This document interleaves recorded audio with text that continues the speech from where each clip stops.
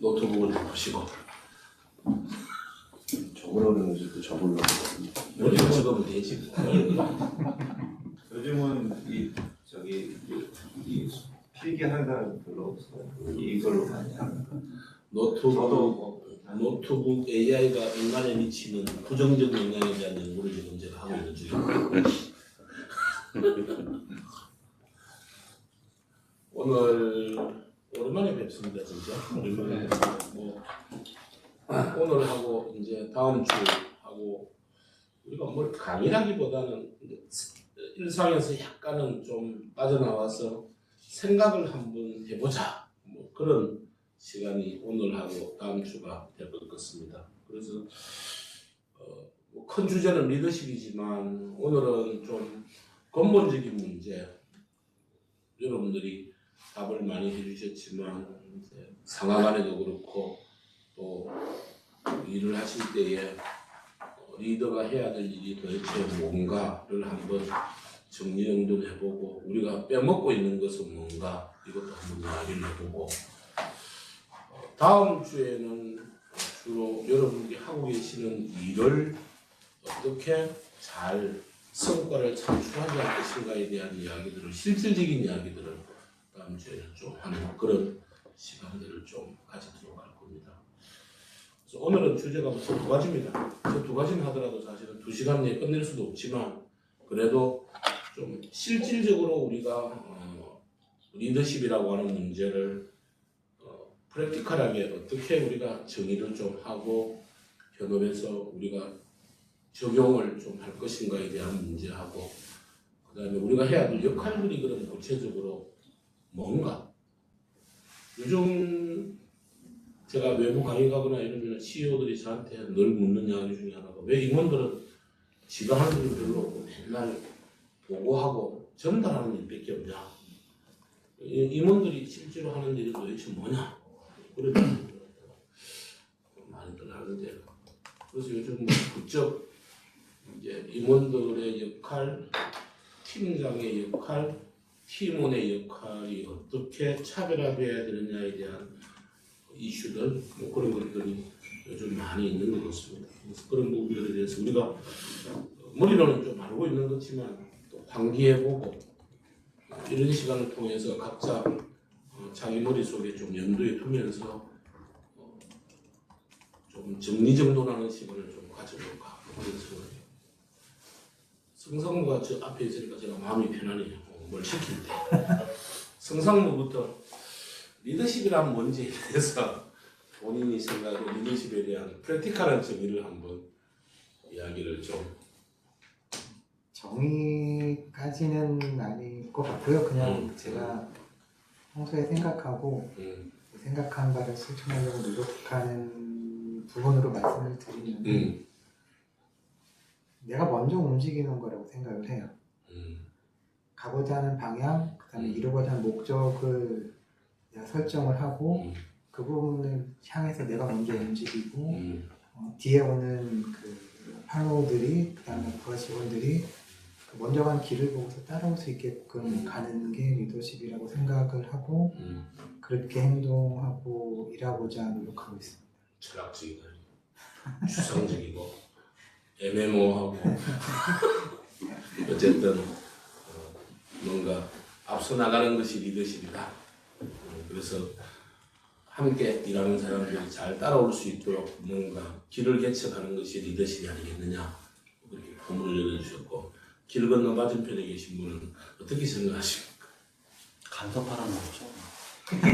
밑도 끝도 없이 이야기를 하지 말고 똑같이 말을 할 수는 없으니까 편하게 말씀하시는 게 아니라서 그냥 그런 거죠. 어쨌든 조직원들이 일을 잘하게 도와주는 도와주고 이끌어주는 그리고 고민도 들어주고 이제 고민은 다 100% 해결할 수는 없지만 공감해주고 그리고 못하는 부분에 대해서 저도 100% 다 할 수는 없지만 같이 일을 해주고 그런 게 가장 중요한 것 같아요. 성함을 내가 정확하게 잘 몰라서 예 김현준 강무 기술본부 맡고 계시는 군대에서 막 제대하고 어제부로 제대하고 혹시 방위 출신? 방이라뇨. 뭐 언제쯤 이야기를 강의는 군대가 아니고. 좀 군대. 나무님 뭐 어떻게 생각해요?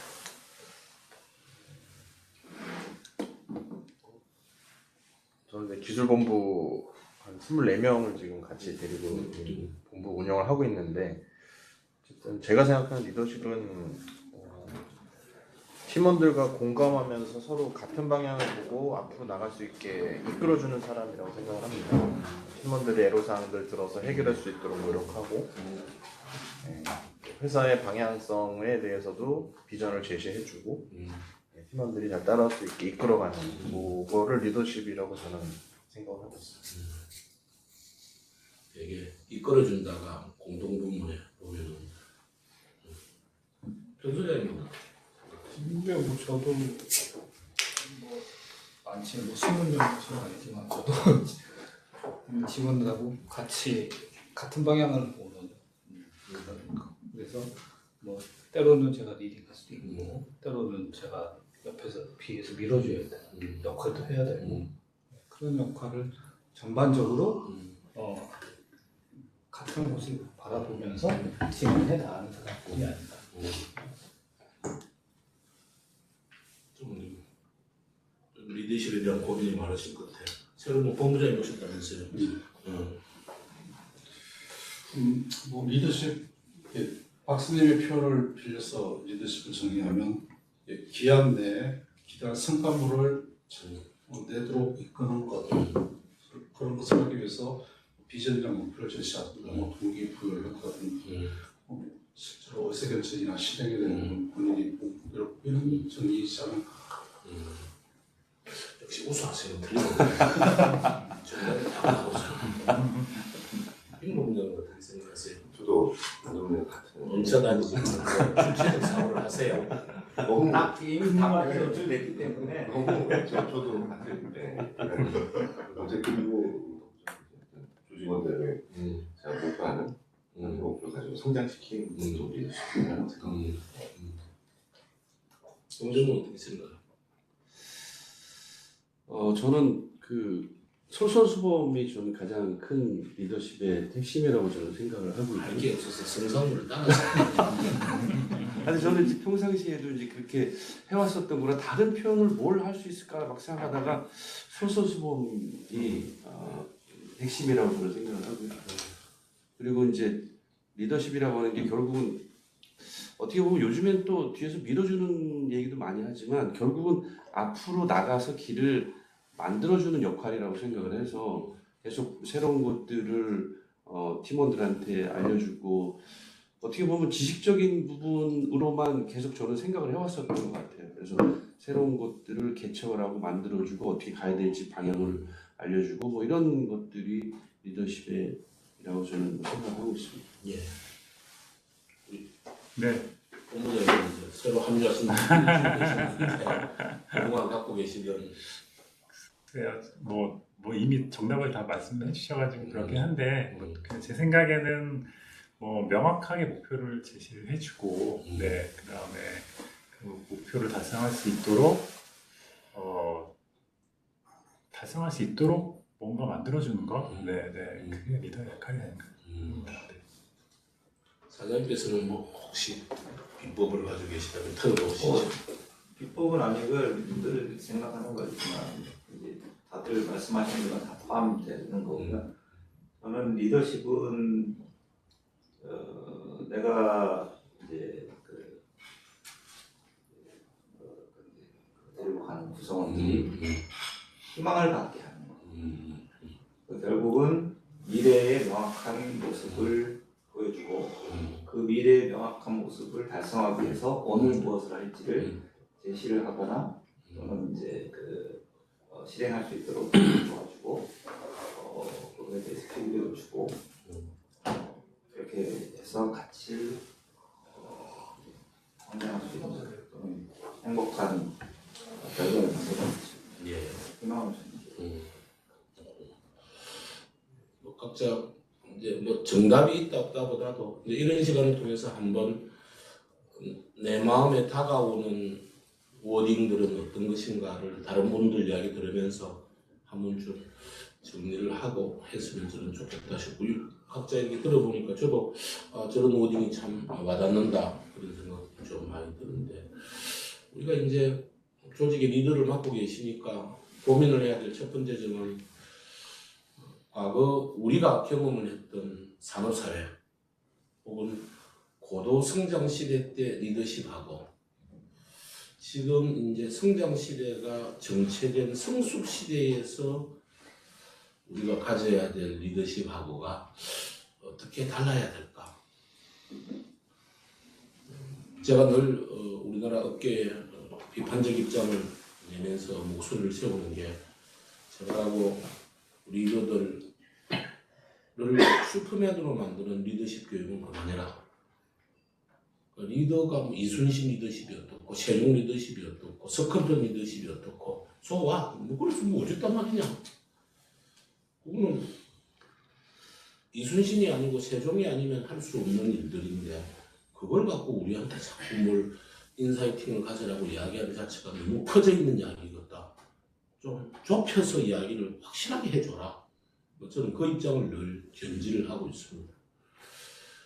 제가 이렇게 지난달에도 교보문고 팀장들 150명을 이렇게 코칭을 하면서 농담 삼아 이야기했습니다만 교보문고 들어가서 책을 이렇게 조사해보면 리더십에 대한 책을 조사해보면 그 책들의 90% 이상은 다 과거 시대의 리더십을 전제로 한 이야기들이에요. 산업사회 시대, 성장시대 때 그러니까 대표적인 게 팔로미 내를 믿고 따라오면 된다. 우리가 이제 오늘 고민을 좀 해보아야 될 문제는 과거 시대의 리더십을 우리가 학습을 해왔을 때 그 리더십을 되게 굳이 이분화시킨다면 상사형 리더십 같은 직책 수행자라도 본부장이라도 상사형 본부장이 있고 리더형 본부장이 있다 이렇게 가설을 세워둔다면 그럼 상사형은 어떤 사람이고 리더형은 어떤 리더십을 발휘하는 사람인가? 잘 아시다시피 상사형은 사람을 바라보는 관점이나 시각 자체가 계급적이고 서열적이죠. 너 내 밑에 꿇어. 결정은 내가 해. 너는 실행하면 돼. 까라면 까르지 물건이 말이 많아. 그러니까 늘 본인이 뭔가 결정을 하고 제시를 하고 본인의 관점에서 바라보는 본인의 경험과 지식의 관점에서 모든 것을 바라보는 그래서 모든 중심에는 본인이 들어있는 이게 직책자 수행자 중에서도 상사형이다. 나쁘다 좋다의 문제 아닙니다. 뭐 상황이 또 환경이 또 그러면 또 그럴 때가 있어야 될 수도 있는 거죠.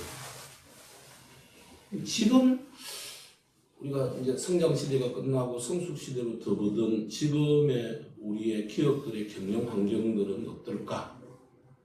늘 우리가 정리를 하지만 다시 한 번 더 정리를 해보면 외부 환경은 공급자 중심의 환경에서 수요자 중심의 환경으로 변했고 그래서 수요자들에게 우리가 제품이든 서비스든 제대로 잘 세일링을 하려고 그러면 기업 내부의 모든 의사결정권을 고객 접점에 있는 실무자들이 의사결정을 잘 할 수 있도록 권한임을 해주고 하는 것들이 필요하지 않겠느냐. 그래서 고객 접점에 있는 사람들이 고객들의 니즈와 원처를 파악한 것을 잘 경청해주고 그들이 그러한 니즈와 원처를 만족시킬 수 있는 방법에 대해서 상급자가 일방적으로 이래라 저래라 의사결정해 주는 것이 아니라 그들의 생각들을 갖다가 검증해주는 역할로 바뀌어야 되지 않겠느냐. 실행은 그 사람들이 하지만 그러면 이제 예전에는 실행자 자체가 리더, 직책 수행자들이었고 이 직책 수행자들이 함께 일하는 직책 수행자들과 함께 일하는 팀장이나 팀원들은 어찌 보면 임원 조직, 본부장들의 실행 보조자 역할 정도를 했지 이 사람들이 리더십을 발휘했다고는 보기는 어려운 거죠. 기본적으로. 그래서 예전에도 이론을 보면 리더십 펠로십 이런 이야기도 있지 않습니까? 근데 요즘은 뭐 저도 공식적으로 이야기했지만 리더십 펠로십이라는 말 자체가 올드합니다. 연패가 있고 시대에 맞지 않는 용어다. 본부장은 본부장 리더십이 필요하고 팀장은 팀장 리더십이 필요하고 팀원은 팀원 리더십이 필요한 것이지. 본부장은 리더, 팀장, 팀원은 팔로워, 보조하는 사람. 이런 개념 자체가 전혀 들어맞지 않는 시대가 지금 시대 아니냐. 그래서 지금 시대의 리더십의 가장 큰 화두는 이 상사형 직책 수행자들을 어떻게 하면 리더형 직책 수행자로 바꾸어낼 것인가. 그런 관점에서 리더십을 우리가 어떻게 정의하고 넘어가야 될 것인가. 아까 안전목 정의했다시피 저는 프랙티컬하게 리더십에 대한 정의는 바뀌어본 적이 없습니다. 리더십이란 정해진 기간 내에 상대방으로 하여금 리더가 기대하는 결과물을 성과로 창출하게 하는 스킬. 이게 리더십이다. 저는 뭐 이미 책에서도 공개적으로 제가 이야기했습니다. 혹시 내가 정의하는 리더십에 대해서 토너먼트를 할 수 있는 데피니션이 있으면 이야기해라. 얼마든지 내가 응하겠다. 이거죠. 안전문은 참 리더십은 너무너무 탁월한데 성과가 좀 부족해요. 그런 말은 없는 거지. 이명재 본부장은 참 애들 잘 챙기고 인간적이고 정말 관계지향적이고 사람들 따뜻하게 이렇게 챙겨주는데 실적이 조금 부족해서 그게 좀 문제지. 그 말이 사람들은 리더십 별도 그다음 이런 성과 별도 이렇게 생각하는 경향이 좀 많은 것 같아요. 그래서 리더십은 좀 관계지향적인 스킬 비슷하고 일을 해서 성과를 내는 것은 또 다른 영역 아니냐 뭐 이렇게들 생각을 많이들 하는 경향들이 있는 것 같다라는 게 제 기본 생각입니다. 저는 어쨌든 리더라고 하는 사람은 이를테면 우리가 이제 회사의 사회에 첫발 내디뎌서 실무자 시절에는 사람을 보고 판단할 때 저 친구 참 진국이다. 능력이 참 탁월하다. 아는 건 많네. 스킬이 참 뛰어나네. 능력을 가지고 이제 주니어들은 주로 품평을 많이 하죠. 근데 이제 과장이 지나고 차장이 지나면 저 친구는 일을 맡기도 혼자서 그래도 곧잘 내가 원하는 결과를 가지고 오네. 그래서 시니어가 되면 주로 역량을 가지고 그 친구의 값어치를 품평을 많이 하죠. 능력이라고 하는 것은 역할을 수행할 수 있는 지식이나 스킬이나 경험들의 합을 우리가 능력이라고 정의를 하자면 거기에 더해서 에디드해서 역량이란 수요자가 기대하는 회사가 기대하는 성과를 자기 완결적으로 창출할 수 있는 실행력. 이제 그런 걸 갖춘 사람들이 저 친구는 그래도 차부장급의 역량을 갖췄네 이렇게 되는 거죠. 근데 이제 조직이 장이 탁 되면 팀장이 되든 본부장이 되든 편수금 소장 정말 인간적이야. 이명재 진짜 참 어리파야. 뭐 이런 거 아무 의미가 없는 거지. 그 사람의 인간성이 어떻다, 품성이 어떻다, 능력이 어떻다, 역량이 어떻다 이미 검증 다 된 거지. 본부장이 딱 되고 임원이 딱 되면 뭘 해야 되느냐. 본부문서가 핵심이죠. 성과를 창출해내는 게 핵심인 거지. 그 성과가 없으면 의미 없는 거죠. 직책이 좀 올라가면 팀장이나 이런 사람들, PM들은 주로 단기 성과에 올인되어 있을 거고 본부장, CEO 이런 분들은 단기 성과도 단기 성과지만 중장기 성과를 위한 선행 성과를 얼마나 준비해 나가느냐 그런 게 이제 직책이 올라가면 창출해야 될 성과라고 볼 수 있는 거죠. 그럼 사장님 같으시면 올해 성과는 본부장들한테 이미 다 맡기고 물론 이제 모니터링은 하시겠고 코칭은 하시겠지만 내년 후내년도에 우리 회사가 먹거리를 위해서 지금 내가 해야 될 일이 뭐지? 그런 고민들을 하고 계시겠죠. 그런 의미에 있어서 리더십이란 이퀄 리더십을 잘 발휘한다. 그 말은 성과를 잘 창출해낸다. 동의하다. 여기에 대해서 많은 기업의 CEO들이 불편하게 생각을 해요. 임원들도 불편하게 생각해요. 첫 마디가 나는 나름대로 열심히 했는데 환경이 안 따라주는데 성과를 못 냈는데 그럼 뭐 어떻게 되는 겁니까? 이거는 철없는 애들 같은 이야기를 하는 거죠. 임원이 됐다는 것은 통제 불가능한 부분을 통제 가능하도록 만드는 게 임원들인데 그걸 갖고 애들처럼 징징거리고 이러면 내가 참 할 말이 별로 없다 이 말이지. 아들 내가 잘 다스리는데 자꾸 이직을 해요. 그만둔다 그래요. 이거 어떻게 하면 됩니까? 뭘 이야기를 해줘야 되나? 본인이 해결 방안을 고민해야지. 이를테면 요즘 MZ세대 이야기를 굉장히 많이 해요. 저한테요. 박사님, 잘 모르겠습니다. 아까 말씀드렸지만 과거 성장 시대 때하고 지금 성숙 시대 때하고는 경영 환경 자체가 완전히 달라졌잖아요. 내부 업무 환경은 더 달라졌죠. 고객의 요구사항이 세분화되면서 우리 내부에서 수행하는 업무의 내용도 세분화되어 있고 전문화되어 있고 고도화되어 있잖아요.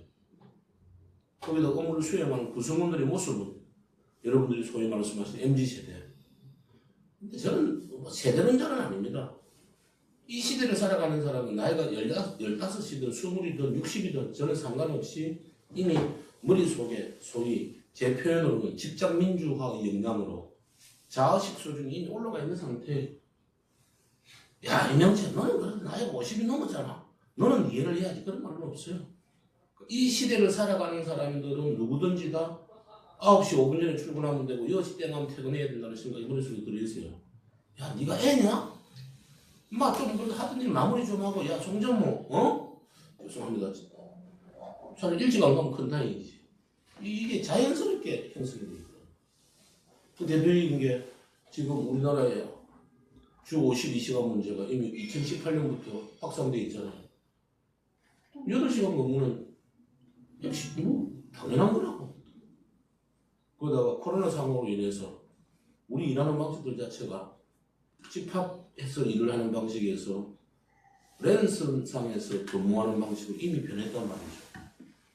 우리 여기 이렇게 같이 근무하더라도 아마 얼굴은 보지만 아마 업무 관련해서 이야기하고 하는 건 그렇게 드물걸요. 전부 다 뭐 메신저로 하든지 카톡으로 하든지 그죠? 이 개별화가 되는 거죠. 그럼 이제 예전하고 다르게 경영상에 있어서 가장 크게 달라지는 것 중에 첫 번째가 집단 관리에서 개별 관리로 넘어갑니다.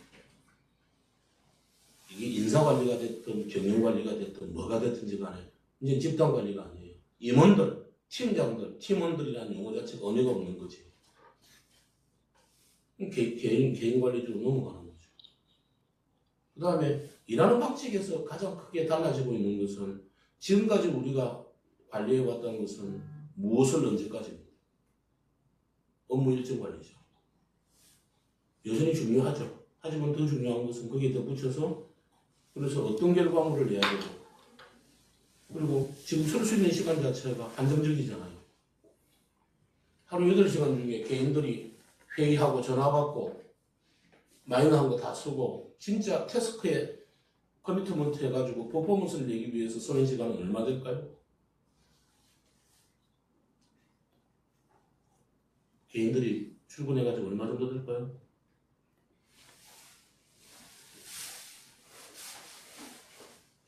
얼마 될까? 지금 시대에 우리 직원들의 생각은 내가 출근해서 근무하고 있는 자체만으로도 본인이 기여하고 있다고 생각을 해요. 근데 많은 사람들은 코스트를 유발하고 있는데도 불구하고 그럼 실제로 여기 임원분들 계신 거니까 직원들이 출근해가지고 퇴근할 때까지 8시간 중에서 태스크에 커미트먼트에서 퍼포먼스를 내기 위한 시간은 얼마나 투입하고 있을까? 그거 관리하고 있는지 우리의 매니지먼트 수준이 어느 정도인지 나는 괜히 궁금한 거예요. 지금까지 소위 플랜 도시를 통해서 일하는 프로세스를 통제해온 핵심은 업무 일정 관리였어요. 듀데이트 관리. 했냐? 어디까지 했어? 뭐 할 거야? 지난주 실적, 이번 주 계획. 그죠? 여전히 해야죠. 중요하죠. 듀데이트가 얼마나 중요한데. 근데 여기에 플러스해서 오늘 이 일을 해서 목요일 날 결과물이 어떻게 나와야 되고 이 결과물을 창출해내는데 투입할 수 있는 리소스는 어느 정도냐? 뭐 위로 올라가면 올라갈수록 예산 문제, 인력 문제도 있겠지만 내려오면은 내 근무 시간 중에 2시간 정도를 투입을 해서 이러한 결과물을 창출하려고 합니다. 늘 물어야 될 질문은 5가지죠. 첫째, 이 뭐하노? 퇴근하기 전에 네가 어떤 결과물 낼래? 몇 시까지 낼 건데? 시간을 얼마나 투입할 건데? 네가 오늘 기대하는 결과물을 창출해내는데 이슈가 되는 건 뭐고? 너는 어떻게 대응할 건데? 이 5가지 질문이 우리가 계속 해야 될 질문이잖아요. 근데 대부분의 질문들이 무엇을 언제까지에 초점이 맞춰져 있지, 어떤 결과물을 어느 정도의 시간을 투입을 해서 내겠다에 과연 우리가 얼마 정도 트래킹을 하고 있고 리뷰를 하고 있느냐. 여러분들의 역할은 당연히 성과를 창출하는 사람이 여러분의 역할이죠. 그걸 하기 위해서 여러분들이 해야 될 일이 2가지입니다. 하나는 리소스 매니지먼트, 또 하나는 리스크 매니지먼트. 이 2가지가 여러분들의 역할이에요. 여러분들이 당연히 퍼포먼스 크리에이션에 대해 퍼포먼스를 크리에이션 해야지. 매니지먼트 하는 게 아니고, 최근에 제가 교보에 신창재 회장을 만났더니 하는 이야기 그거예요. 왜 자꾸 성과 관리 놀이 하냐? KPI? 왜 누구들끼리 둘이서 합의하고 그래? 네가 하는 일이 회사에 이게 얼마나 영향을 미치고 있어? 그거 따져봤어? 화를 막 내면서요. 박사님, 우리 애들은 전부 다 성과관리 놀이하고 있는 중이에요. KPI인지 뭔지 그거 갖고 성과관리 놀이하고 있습니다. 아, 섬뜩하더라고요. 임원들의 역할은 당연히 퍼포먼스를 창출하는 거죠. 근데 그 퍼포먼스를 창출하기 위해서 내가 가지고 있는 리소스를 얼마나 선택과 집중을 해서 퍼포먼스가 창출되는 곳에 배분하고 있느냐.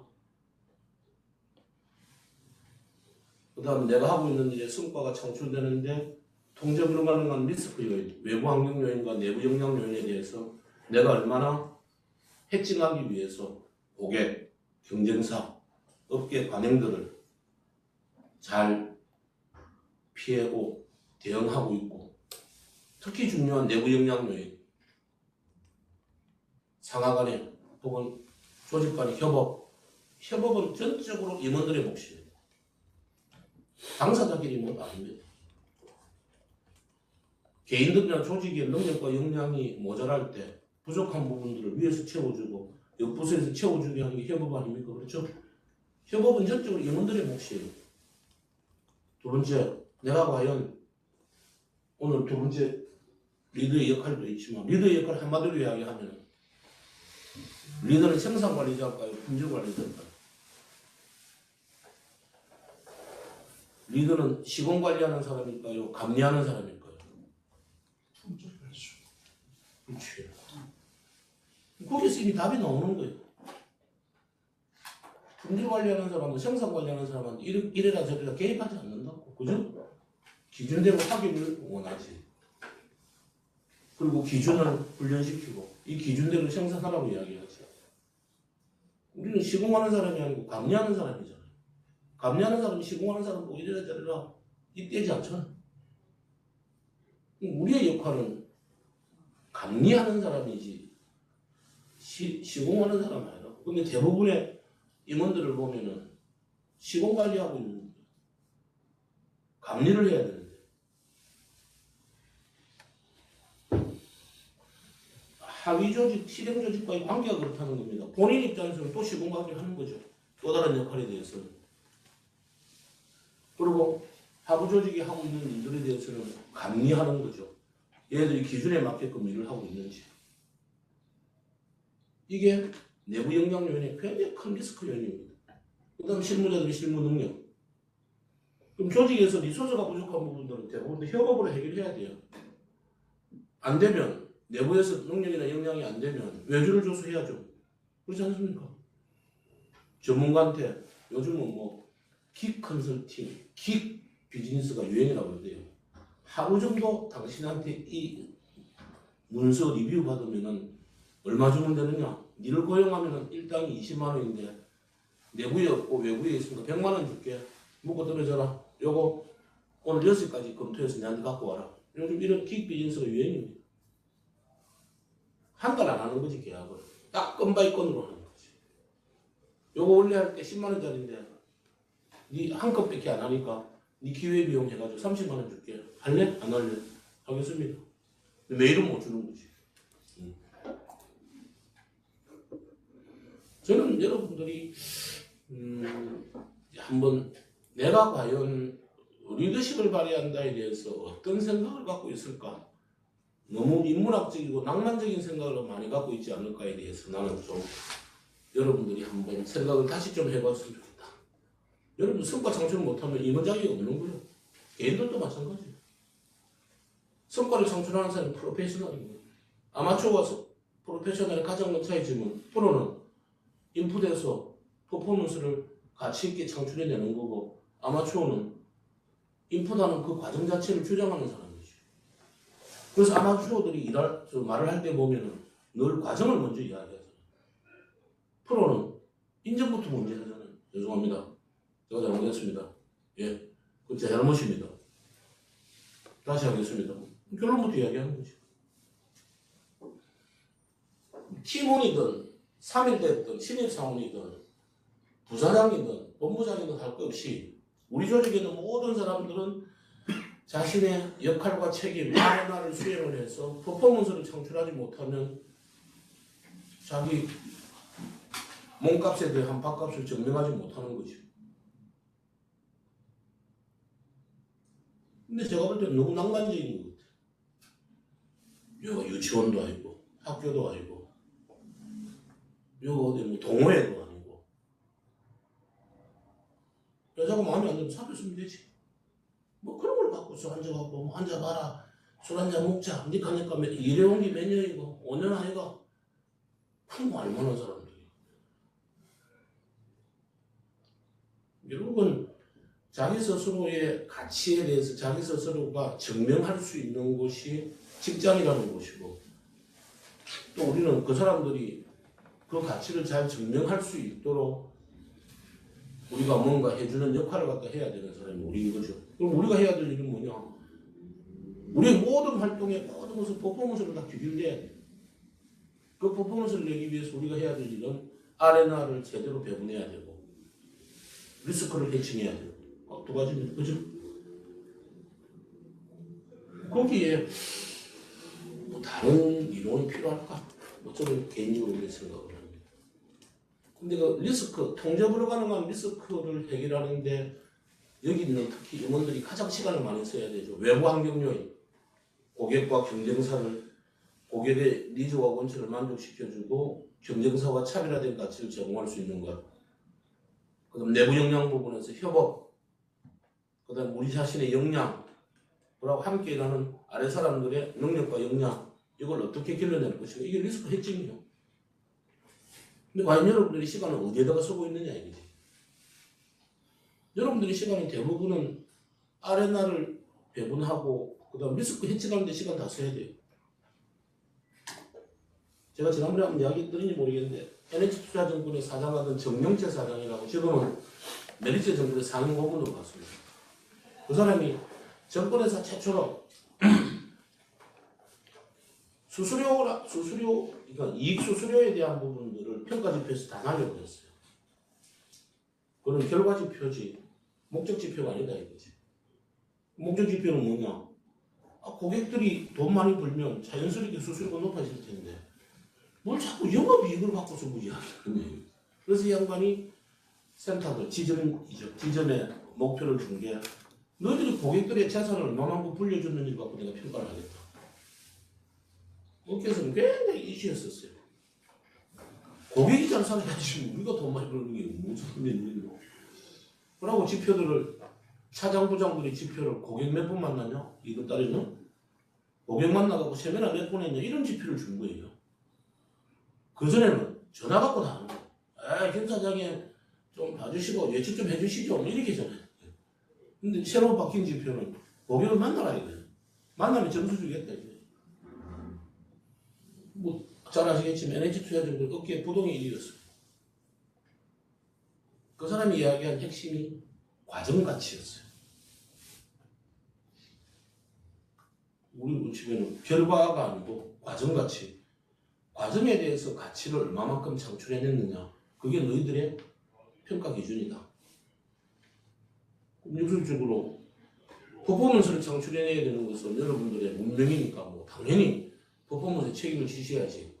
근데 그 퍼포먼스를 내기 위해서는 퍼포먼스만 갖고 계속 회의를 하면 퍼포먼스가 안 높아지잖아요. 퍼포먼스의 선행 변수가 뭘까? 그게 리소스고, 선행 변수가 뭘까? 그게 리스크고, 그 리소스를 적절하게 활용하는데 얼마만큼 시간을 활용을 하셨고, 그 다음 리스크를 제거하기 위해서 여러분들의 시간을 매월, 매주, 매일 얼마만큼 쓰고 계신가? 그게 여러분들의 평가지표 아니겠어요? 근데 알아서 한다고 그러는데 내가 이때까지 27년 일하면서 알아서 일하는 임원들 못 봤어요. 알아서 안 하더라고. 왜? 우리 인간이 본능이니까. 내 앞에서 이야기할 때 점장 이야기, 박사님 너무 모르고 일하는 사람 어디 있습니까? 돌아가면 맨날 애들 숫자 갖고 조지고 있는 새끼 왜 못했어?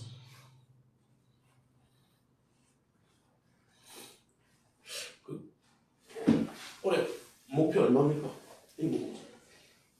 수주 350억, 매출 270억. 350억 이렇게 상태적 목표 혹은 조감도를 그려보니까 발주처별로 아이템별로 이렇게 포기해보니까 대략 그래도 무난히 달성할 것 같은 목표는 얼마쯤 됩니까? 280억. 280억.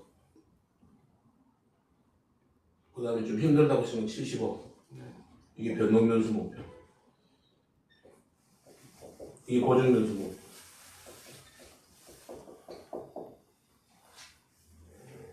이분들의 역할은 이야기를 해보면은 결국은 고정면수 목표를 하위 조직한테 델리게이션을 어떻게 해주느냐. 그래서 그들이 성과를 창출하도록 어떻게 리소스를 배분해 주느냐. 나의 본연의 역할을 변동면수로 인식하고 저 변동면수를 내가 어떻게 해결할 것인가. 뭐 복잡하게 이야기할 것 없이 그게 내 역할이죠. 그리고 이 280억을 담당해야 될 하위 조직인 팀장이나 팀원들의 능력과 역량을 진단해 보니까 부족한 게 뭐고 그걸 매월마다 매주마다 어떻게 인크리싱하게 만들 것인가. 그게 리스크 헤칭하는 가장 좋은 방법이잖아요.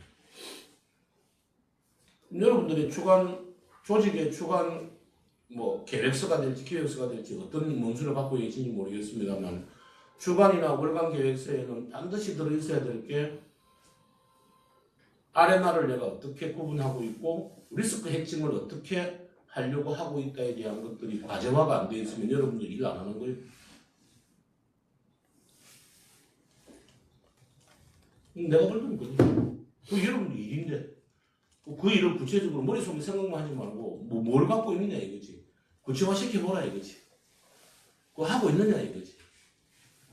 4월 달에 내가 해야 될 과제가 뭐고 우리 조직의 성과 목표가 뭔데 그 중에 고정면수 목표는 팀장이나 팀원한테 델리게이션 해주고 내가 책임지고 있는 변동면수 목표 뭐고 팀원이나 팀장이나 내가 하고 일을 해서 4월 말에 성과를 창출하는데 리스크 요인은 뭔데 해칭할 과제는 뭐다.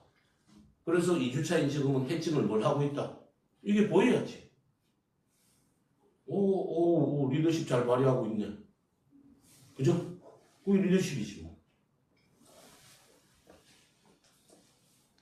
제가 내리는 리더십에 대한 제가 그렇게 터무니없을지는 몰라도 결국은 리더십의 모든 것들은 연간면 연간, 분기면 분기, 프로젝트 아니면 프로젝트 단위, 월간이면 월간 단위 퍼포먼스를 위해서 1주차, 2주차, 3주차, 4주차의 모든 과제와 과정 목표가 월간 퍼포먼스에 다 오리엔트 되어 있어야죠. 그죠? 그걸 말로 하지 말고 구체적인 문서를 증명해야지. 이게 리더십 아닌가? 그게 팔로미 아닌가? 아까 여러분들 나를 믿고 따라오라. 그렇죠. 좋은 이야기지. 그럼 나를 믿고 따라오라는 이야기의 핵심은 뭘까? 구체적으로. 말로만 그냥 하는 거? 그건 나는 어렵다고 봐요. 그거 다 휘발성이 있어서 다 날아가 버리고 없는데 남아있는 게 뭐예요? 결국 조직을 여러분들이 경영해 보시면 알겠지만 조직에서 가장 유닛들은 남는 게 R&R이고 그죠? 역할과 책임 아닙니까? 역할은 과제고 책임은 목표. 오늘의 아랫날, 이명재 본부장의 아랫날, 오늘 이명재 본부장이 출근하셔서 가장 우선적으로 하셔야 될 과제. 그리고 오늘 퇴근하기 전까지 내놔야 될 결과물. 이 결과물을 내는데 나는 1시간 쓰겠다, 2시간 쓰겠다. 그죠? 이게 아랫날 아닙니까?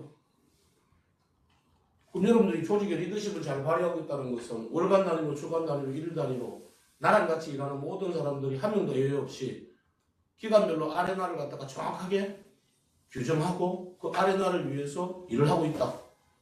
오, 김상훈 참 리더십 잘 발휘하고 계십니다. 이렇게 이야기하는 거지. 아니면 어떻게 생각하십니까? 오늘 우리 그냥 생각해보자고 내가 지금 계속 문제를 제기하고 있는 중입니다. 좀 하드하게.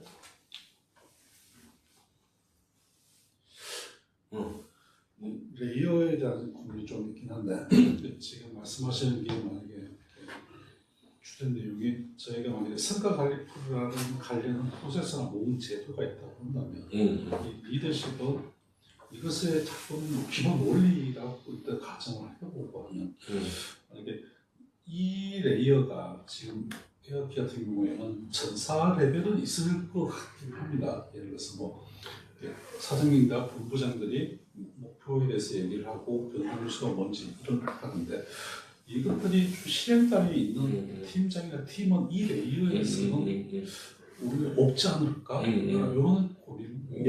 이걸 어떻게 만들어야 되지? 근데 어디에서 사장님과 본부장님들은 이렇게 특정 시기에 대면을 하면서 이 문제를 다루는데 근데 팀장과 팀원들은 실제로 이 시간적인이나 공간적으로 있지 않아서 제도가 없는 건가? 그래서 리더십을 발휘할 이런 메커니즘을 사용할 수 있는 게 없는 거 아닐까? 저희 회사에 대한 생각은 좀 들긴 합니다. 지금 제가 말씀드린 게 상식을 이야기하는 것이 제가 뭐 없는 이야기 하는 사람 아닙니다. 이건 상식이다 이것이. 일을 하면 상식이잖아. 월간 단위 과제와 목표가 있어야 되고. 그러니까 지금 4월 7일부터 시작해서 둘째 주다.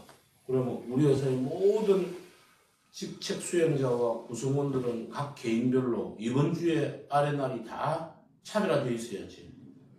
그래야 리소스 관리가 잘 되고 있는 거지. 그렇죠?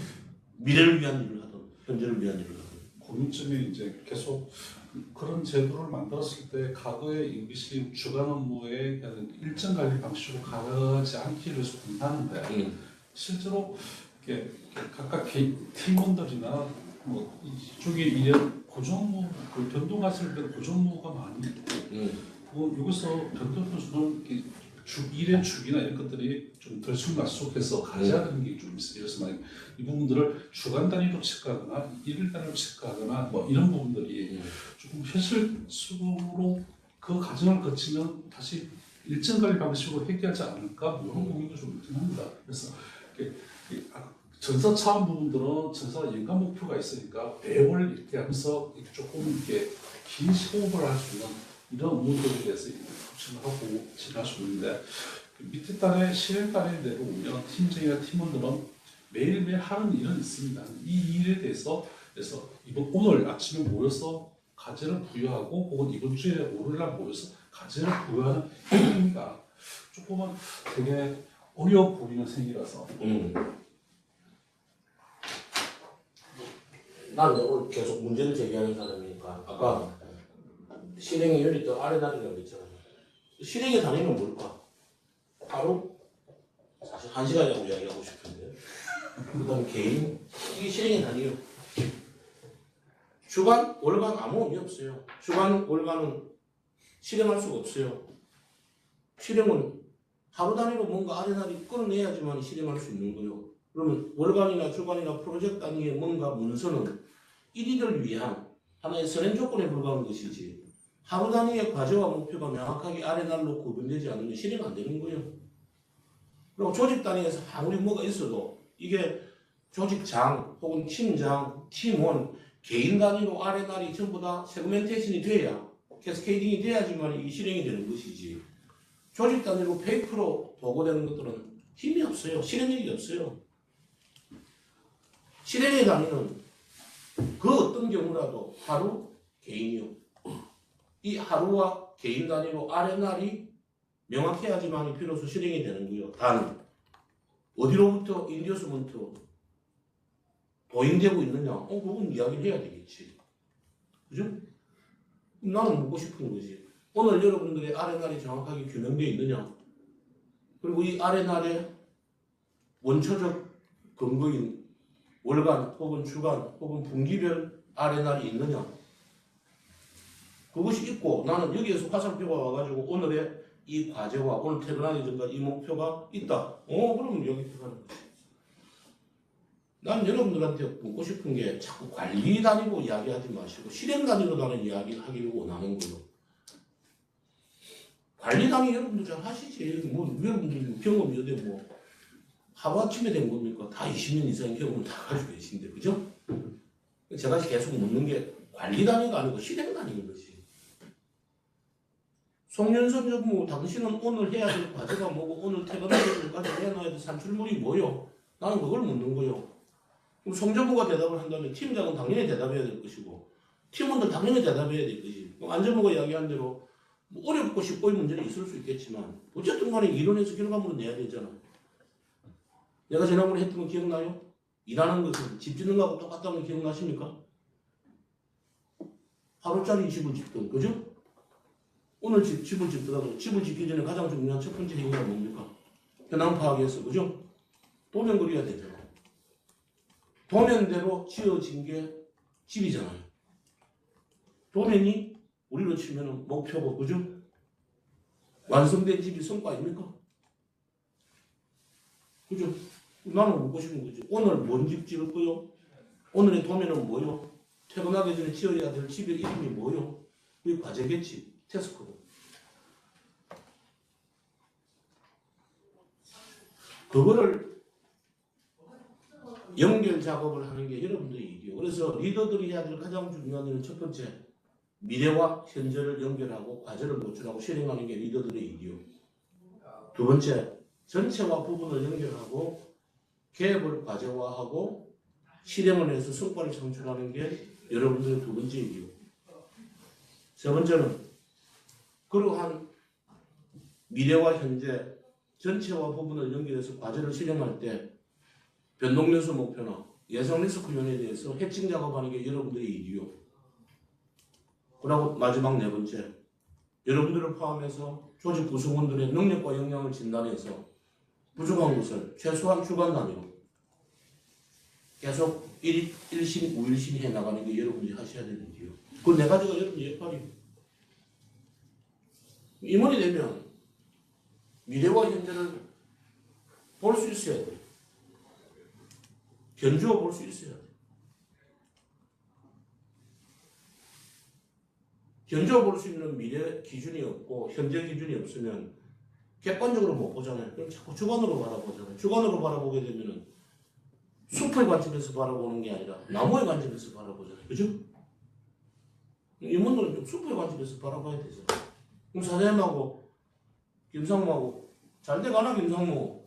예 사장님 그럴 일 없습니다. 이렇게 이야기하는 것은 말이 안 될 거라고. 그럼 임원들이라면 최소한도 내가 책임지고 있는 조직의 건강성을 증명할 수 있는 대시보드가 있어야 돼요. 사장님께서 혹은 회장님께서 2025년도 올해 너희 조직이 반드시 회사에 기여했으면 좋겠다고 생각하는 경영가치 지표가 있을 거 아닙니까?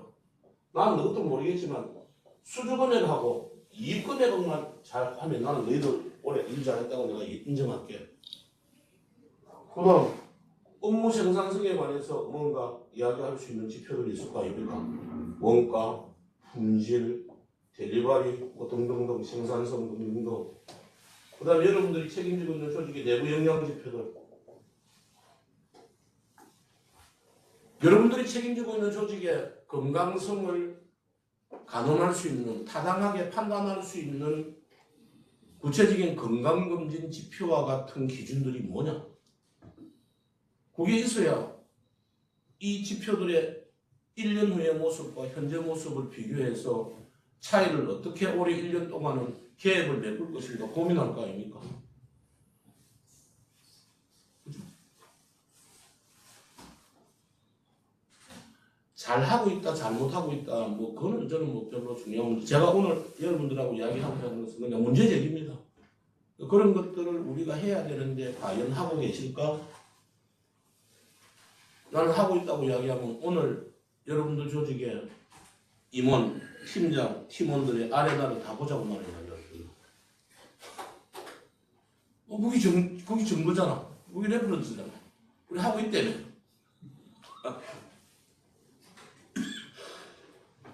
안 그러시는 거죠? 그게 허공에 떠 있고 머릿속에 떠 있고 그럼 일 안 하는 거지 뭐. 우리 옛날에 농담으로 그랬지 않습니까? 내일 할게요.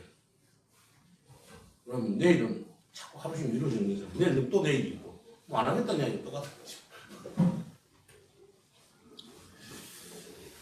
굉장히 좀 아이러니한 이야기지만 임원들은 오늘 내가 맡고 있는 조직에 아까 김상훈 24명 그러셨는데 24명의 하루 아래날 과제와 목표가 명확하게 도면으로 설정이 되어 있다. 임원 역할 잘하고 있네. 각자 무엇인가 하고 있겠지. 그래서 이 조직의 리더들의 유형을 보면 세 가지 유형이 있어. 첫 번째는 가장 많은 유형, 공제형. 두 번째, 방임형. 세 번째, 거의 없는 위임형. 우리나라 조직은 대부분 다 통제형입니다. 각자 과제와 일정 주고 나서 주간 업무 회의나 그 다음에 결제 행위를 통해 가지고 지침이나 방침이나 기준을 끊임없이 상급자가 혼을 불어넣어주고 있는 거죠. 그죠? 근데 그걸 사람들은 코칭한다고 얘기하는데 나는 코칭한다고 생각하지는 않습니다. 간섭한다. 이래라 저래라 간섭하는 행위를 계속하고 있는 거지. 다만 좀 점잖게 하느냐, 좀 하드하게 하느냐의 차이는 좀 있겠죠. 그 다음 두 번째, 김상무 이번 달까지 이거 좀 하지? 예 알겠습니다 사장님. 김상무 잘합니까? 아 예 잘하겠죠 뭐. 상무 좀 됐으면 하겠습니까? 당연. 근데 그걸 우리는 자꾸 자율로 생각하는 거예요. 그럼 진짜 우리가 제대로 하려고 하면 위임, 기대하는 결과물에 대한 사전 합의하고 어떻게 할 것인지 물어보고 검증해줘서 해당 기관의 실행을 믿고 맡기는 것이 우리가 델리게이션이다. 뭐 그거 우리 다 알잖아요. 그죠?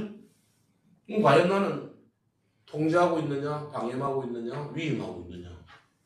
자기 스스로 검증해보면 내가 리더십을 잘 발휘하고 있는지 안 하고 있는지 알 수 있겠지. 그럼 리더십을 잘 발휘한다는 것은 결국은 델리게이션을 해야 된다. 그죠? 임원 같으면 월간, 팀장 같으면 주간, 팀원 주간 정도. 그죠? 그 정도는 델리게이션 할 수 있죠. 왜? 기대하는 결과물을 예측하는가. 그럼 델리게이션 잘하고 있고 코칭 잘하고 있으면 리더십 잘 발휘하고 있는 거지. 근데 어쨌든 나는 보고 싶은 게 완전 뭐야 오늘 아래다를 보고 싶은 거예요. 박사님 제가 질문 그 시점에서 하나 하겠는데 일단 박사님 말씀 뭐 오늘뿐만 아니고 지금까지 말씀하셨던 부분에 대해서 뭐 전적으로 동의하면서 그거를 실행하려고 노력은 하고 있는데 지금 이제 그 아레날의 기본 단위가 하루고 개인이다. 근데 이제 이제 아레나를 설정을 할 때 사실 정량적인 부분은 크게 어려움이 없어요. 그래서 이제 구체화하고 그다음에 객관화하고 해서 그 큰 적이 없는데 이게 물론 이제 박사님께서 예전에 말씀하시기를 모든 거는 정량할 수 있다, 숫자로 할 수 있다, 정량할 수 있다. 저도 그거 동의는 하거든요. 예. 근데 쉽지는 않죠, 당연히. 예. 그러다 보니까 이제 특히 기술본부나 뭐 개발센터나 뭐 이렇게 좀 정량적인 클리어한 목표를 가지고 운영이 되는 조직보다는 정성적인 부분이 굉장히 이제 강한 성격이 강한 그런 조직을 리딩할 때 리더로서 리딩할 때 사실 아레나 세팅하고 하는 게 이제 쉽지는 않고요. 설사 아레나 예를 들면 각 개인별로 너는 오늘 저기 부천에 가서 하루 동안 이 정도 일을 해야 돼. 뭐 이렇게 해서 정의가 된다고 했을 때 또는 이제 전략개혁본부에서 경영자원팀의 어떤 그 아레나를 데일리 단위로 이렇게 해서 그 구체화한다고 했을 때 해야 된다고 생각은 하면서도 그게 자칫 아까 제가 처음에 말씀드린 것처럼 간섭이 되고 마이크로 매니지가 된다고 생각을 구성원들도 하고 본인 스스로도 하게 되지 않을까라는 이제 좀 현실적인 고민도 있습니다. 역으로 그럼 설명을 드리면 제가 볼 때는 뭐 팀원들한테 혹은 임원들한테 매일마다 니 오늘 뭐 할래? 어떤 결과물을 낼래를 확인하고자 하는 것은 저는 아니라고 보고 매월마다 매주마다 각자의 아레나는 다 있지 않습니까? 그걸 하기 위해서 스스로 하게 하면 되는 거죠. 그걸 확인하는 게 아니라 뭐 어찌됐나 자 조사하자 입력해라의 문제가 아니라 그거는 다 투명하게 정보를 갖다가 공유해야 되는 거죠. 아 김상훈님 오늘 저기 가시는구나. 아 오늘 이런 결과물을 위해서 가시는구나. 넌 다 알게 해야 되는 거지. 근데 우리는 지금 대부분 다 뭐냐 그러면 월간 아니면 프로젝트 아니면 숫자 정도만 갖고 있고 그 밑에서 백조의 발 움직이는 모습들은 아무도 볼 수가 없는 거지. 한다? 언제 볼 수 있는데 주말 되면 입력할게. 예를 들면 과정은 전혀 볼 수가 없는 거지. 그러니까 우리가 직장 생활하면서 가장 하지 말아야 될 게 두 가지가 걱정하게 하고 궁금하게 하고 저렇게 하면 안 되잖아요. 잘 될까? 걱정하지 마십시오. 제 대비책이 이렇습니다. 이거 그냥 다 생각이 있구나. 아, 성적은 다 생각이 있구나. 걱정 안 하지. 잘 돼가나? 예, 제 폴더도 다 볼 수 있습니다. 간도 차트, 간반 다 있습니다. 이렇게 궁금한 거 없지. 그러니까 사장님 말씀하시는 대로 일일 단위로 체크하자가 아니라 자기가 하고 있는 일들은 자기 스스로가 어떻게 하고 있다를 자발적으로 어딘가에 다 나타나 있어서 다른 사람이 궁금하게 하면 안 된다는 거지. 그러니까 궁금하게 하면은 나는 죄악이라고 생각하는 거지. 속된 말로 돈 받아 처먹고 일하는 사람들이 나는 죄악이라고 생각하는 거지. 받아먹을 때는 언제고 네가 받아먹은 만큼 일하고 있니 증명해라. 이거잖아요 지금. 그럼 회사에서도 생각을 달리 해야지. 너 한 달 동안 일 잘하면 내가 돈 줄게. 우리는 그거하고 상관없이 돈 주고 있잖아. 예를 들면. 근데 사람들은 자기의 존재 자체를 갖다가 이미 내가 몸값을 갖다가 받고 일하고 있으니까 밥값을 하고 있다고 착각을 한다 이거지. 그리고 아까 이제 사장님 말씀하신 것처럼 제가 그래서 수치와 정량화라는 말 대신에 기대하는 결과물을 객관화합시다. 왜? 평소에 예를 들어서 이번 주에 하셔야 될 일이 기능 검증하는 게 이번 주의 과제시다. 기능 검증한 결과물이 검증 소견서라는 걸 만들어낼 텐데 그 소견서 안에 담겨 있어야 될 항목들이 5가지 항목이다. 그 항목을 저는 검증서의 형태로 산출해내겠습니다. 그게 기대하는 결과물이지. 그러니까 객관화하면 되는 것이지. 근데 제 경험으로 보면은 영업이 제일 힘들어요. 영업은 결과물을 수치화할 수 있는데 그 수치화된 결과물을 규정하기가 너무너무 힘들어. 왜? 통제 불가능한 시장 환경을 대변해야 되니까. 오히려 내부에서 업무를 수행하는 사람이 훨씬 기대하는 결과물을 구축하는 것은 쉬워. 다만 그거는 훈련을 받으면 돼요. 별로 뭐 어려운 문제는 아니에요. 근데 제 경험으로는 제일 힘든 게 영업 같아요. 왜? 고객들이 내 마음대로 안 움직이잖아. 그죠? 표현하기는 쉬워. 근데 그걸 성과로 구현하기 너무너무 힘들어. 리스크가 너무 많아가지고. 그래서 정성적인 업무를 수행을 통해서 일주일 후가 됐든 한 달 후가 됐든 하루 후가 됐든 어떤 결과물을 산출해낼 것인가가 어렵긴 하지만 구현해야 된다. 투비 이미지를. 그리고 그거를 구체화한 것을 기준으로 일을 해야 된다. 그럼 저는 여러분들이 과거 성장시대 때 리더십, 상사 리더십을 버리고 정말 진정한 리더로서의 리더십을 발휘하려고 그러면 과제와 일정 중심은 기본이고 필요조건이고 기대하는 결과물과 투입 시간을 어떻게 매니지먼트를 잘 하느냐. 저는 그게 여러분들 리더십의 핵심이라고 보는 거지. 했다 안 했다가 아니라. 지금 대부분의 여러분들의 문서는 하고자 하는 행위에 대한 기준과 그다음 끝나고 나면은 결과에 대한 기준 그 두 가지밖에 없어요. 그죠? 한번 보세요. 영예가가 별로 없어. 이 하고자 하는 행위가 이 결과물이 산출이 될 때까지 화학적 변화의 이 과정 관리에 대한 문서들이 거의 없다. 좀 어떻게 생각해요? 네. 사실 이제 그 아까 말씀하셨던 거에 지금 이제 그 걱정하지 말게 하고 궁금해하지 말라라고 하는 게 굉장히 저는 좀 와닿거든요. 그런 생각은 사실 어렸을 때는 하지 않고 그렇죠. 생활해 왔거든요. 그렇죠. 근데 이걸 또 가정에다 대입을 해보면 애들이 그러고 있거든요. 애들이 걱정하지 하지 말고 궁금해하지 말아야 되는데 애들이 그러고 있거든요. 이거를 어떻게 일깨워줄 수 있을까? 이 고민이 막 드는데요. 저 지금.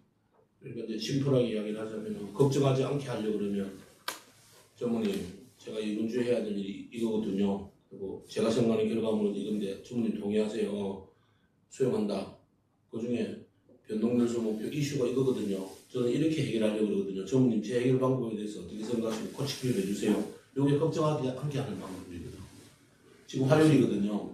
전체 금요일 날 중에서 요거 지금 요까지 결과물이 나왔거든요. 내일하고 목요일까지 하면 요 정도 결과물이 다 나올 거거든요. 전무님한테 보고 드린 대로 지금 순차적으로 돼가고 있는 중입니다. 혹시 보시고 제가 좀 이 트래킹을 잘못하고 있으면 전무님 코칭 좀 부탁합니다.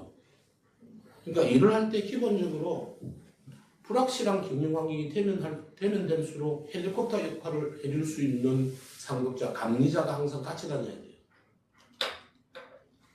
만약에 확실한 경영 환경, 즉 인풋하면 아웃풋이 확실하게 나온다. 그런 환경 같으면 헬리콥터처럼 안 따라다니도 돼. 다 했나? 다 했습니다. 보고해봐라. 그럼 돼요. 지금은 아니잖아. 그럼 실시간으로 커뮤니케이션 해야 된다고. 그게 제가 볼 때는 지금처럼은 주간 단위 정도로는 코칭할 수 있고 검증할 수 있는 시간들이 필요하다.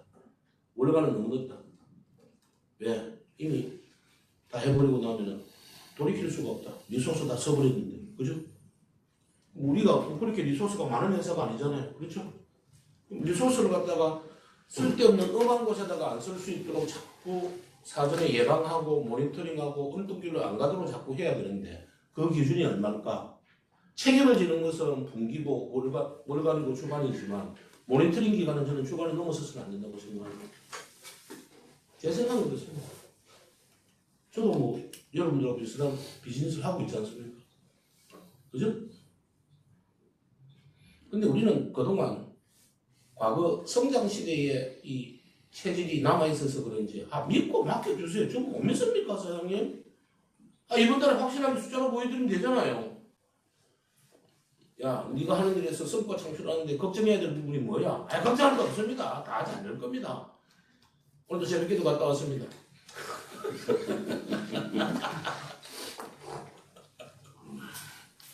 근데 저는 저거를 고객한테 계속 좀 하려고 하고 있거든요. 당연하게 해야죠. 그러니까 또 맞긴 하거든요, 저게 또. 그럼 고객한테 절대 걱정하지 않게 하고 TD는 지킵니다. 네. 중간중간에 계속 얘기하고. 이슈가 뭐 있는데 어떻게 해결하려고 그럽니다. 추가적인 비용이 조금 들어갔는데 감당하시겠습니까? 그래, 뭐 120만 원 내가 감당하지. 걱정하지 않게 해라. 어디까지 들어가노? 궁금하게 하지 않게 해라. 이 두 가지는 핵심 키입니다. 일을 함에 있어서. 실제 저거를 적용함에 있어가지고 아까 말씀하신 것처럼 말년날의 기본 단위가 하루고 개인이라는 거는 100% 공감을 하고 동의를 하는데 실제 실행을 할 때는 이를테면 과제 또는 프로젝트가 예를 들면 3개월짜리 프로젝트라고 하면 그 3개월에 대한 이제 그 단위를 쪼개서 마일스톤 형식으로 예를 들면 42.19 마라톤을 달릴 때 5km, 10km, 반환점 이렇게 이제 마일스톤의 시간을 체크하고 뭐 체력을 체크하고 하잖아요. 그런 식으로 해가지고 실제 상태적 목표인 42.195km 지점에 도달하는 걸 목표로 해서 이렇게 점검해 나가는 것도 가능하지 않을까 싶고요. 왜냐하면 지금 저희 에어킹가 인원이 많은 거 아닌데 그래도 한 90명 가까이 되는데 그거를 일일이 하루 개인 그래서 그거를 다 이제 그 모든 사람이 공감할 수 있도록 노출을 하거나 구체화해서 객관화해가지고 이제 어떤 그 기록이 남겨서 하게 하는 그런 시스템이나 프로세스가 있다 하더라도 아까 제가 퀘스천했던 그런 간섭 내지는 매니지먼트라는 생각을 개개인들은 거의 대부분 하지 않을까라는 그런 생각이 좀 있고요. 그 다음에 실질적으로도 우리 임원들이 또는 리더들이 그거를 설사 이 매일매일 그 업무에 대해서 소통을 안 하더라도 그거를 보고 뭔가 판단하고 하는 거가 어떤 이제 기대되는 목표에 대해서 이제 어떤 시점에서 어느 정도 수준이 되면 된다는 그런 이제 그 생각을 가지고 하는 게 아니고 그걸 거의 이제 뭐 그 데일리 또는 촘촘하게 일괄적으로 관리하는 거는 조금 실행하는 그 어려움이 있지 않을까. 제가 볼 때는 예, 목사님 염려하시는 것 제가 충분히 이해하겠는데 하지만 개인들은 팀장이나 임원들이 일일 단위로 주간 단위로 보든 안 보든 자기 일들은 데일리 단위로 계속해서 아레날들이 정리가 돼 있어야 되는 거죠. 보여주고 안 보여주고 그 다음 문제고 이를테면은 언제든지 송재봉 보자. 예. 근데 이걸 왜 이렇게 해서 이걸 이렇게 저렇게 간섭하는 것은 안 되지만 간섭하는 단위는 이를테면은 월간이나 주간 단위 정도만 아레나를 갖다가 합의하고 실행하는 것은 자율성을 줄게 하더라도 개인들은 데일리로 다 하고 있어야지.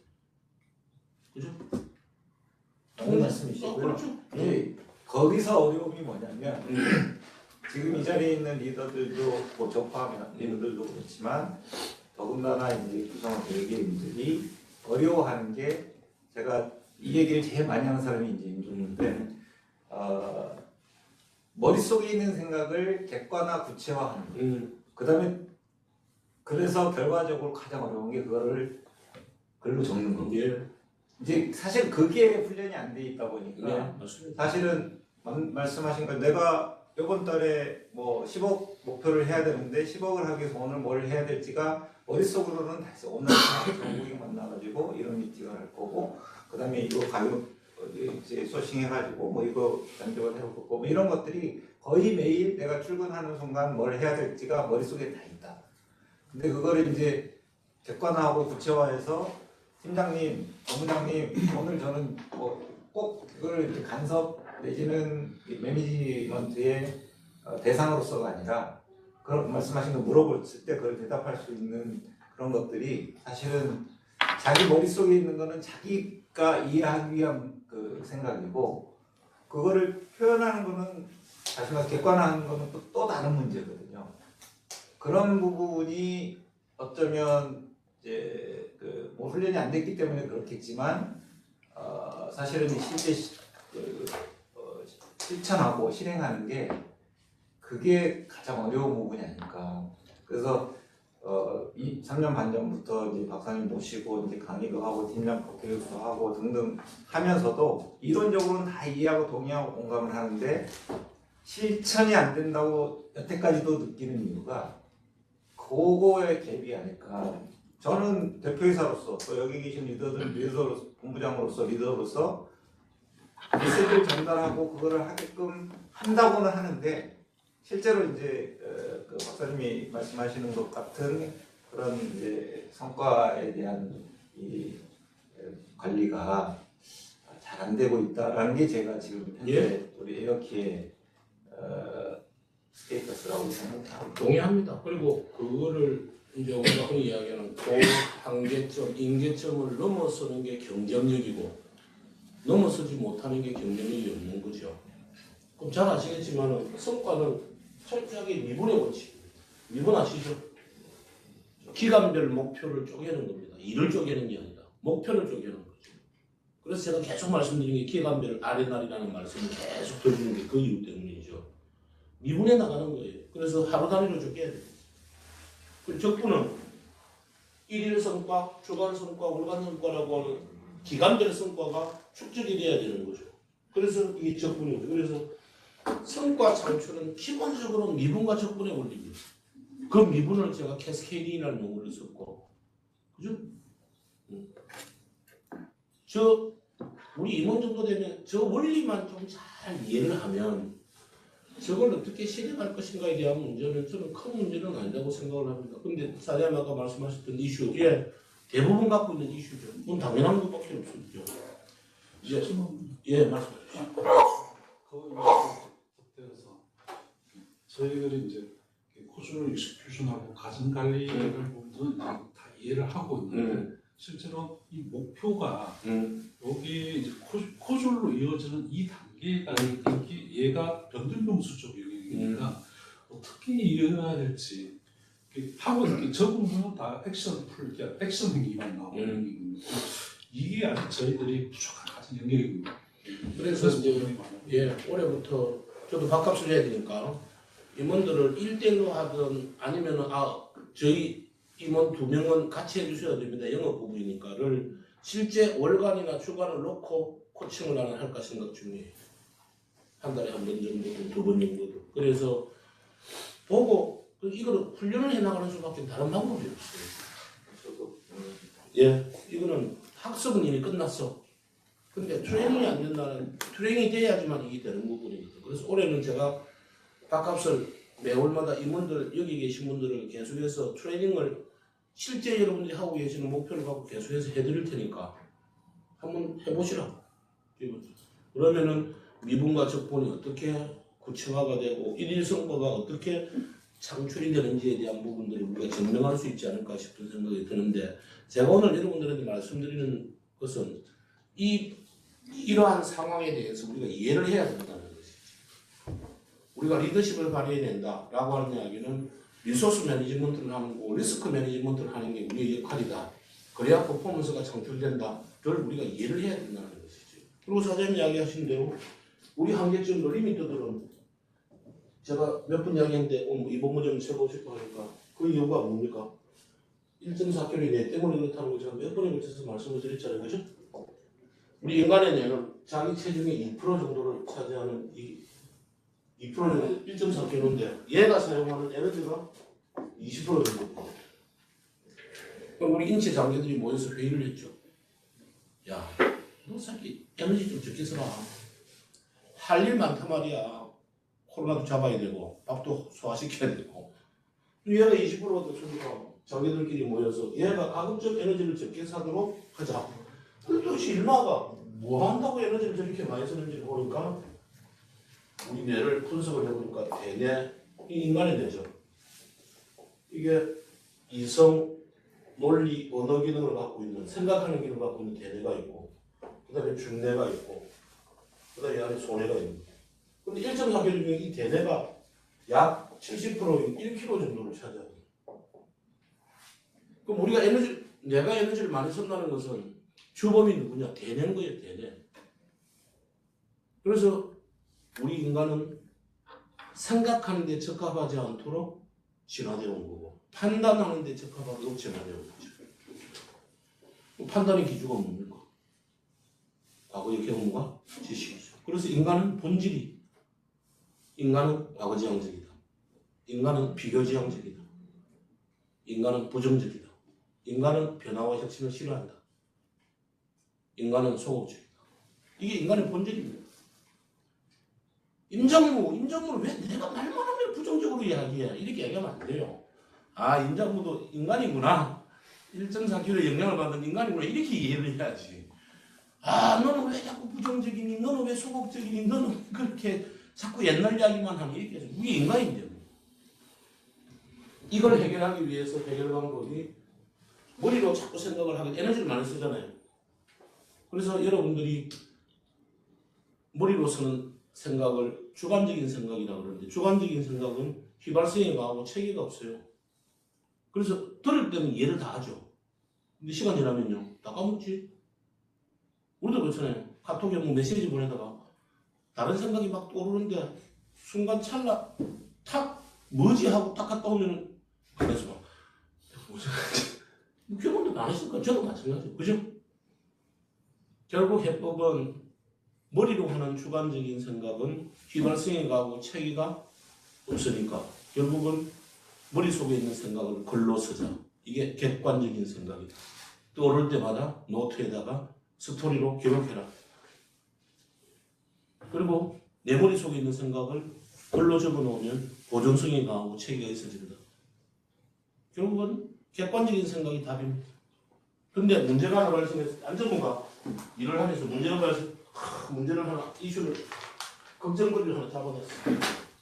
이러이러한 문제. 예를 들면 성상무하고 뭐 팀원들이 뭐 해가지고 이런 문제가 생겼다. 내가 생각할 때 기대하는 결과물 나는 이렇게 되었으면 좋겠다.